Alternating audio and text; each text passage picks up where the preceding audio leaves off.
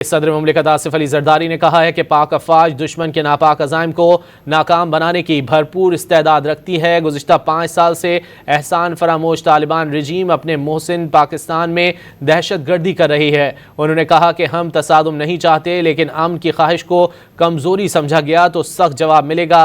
पाकिस्तान ने जिम्मेदार रियासत के तौर पर सिफारती ज़राए इस्तेमाल किए। पाक अफवाज दुश्मन के नापाक अज़ाइम को नाकाम बनाने की भरपूर सलाहियत रखती है। सदर मुमलिकत आसिफ अली जरदारी की जानिब से कहा गया है कि पाक अफवाज दुश्मन के नापाक अज़ाइम को नाकाम बनाने की भरपूर इस्तेदाद रखती है। सदर मुमलिकत आसिफ अली जरदारी ने कहा है कि पाक अफवाज दुश्मन के नापाक अज़ाइम को नाकाम बनाने की भरपूर इस्तेदाद रखती है। गुज़िश्ता 5 साल से एहसान फरामोश तालिबान रजीम अपने मोहसिन पाकिस्तान में दहशत गर्दी कर रही है। उन्होंने कहा कि हम तसादुम नहीं चाहते, लेकिन अमन की ख्वाहिश को कमज़ोरी समझा गया तो सख्त जवाब मिलेगा।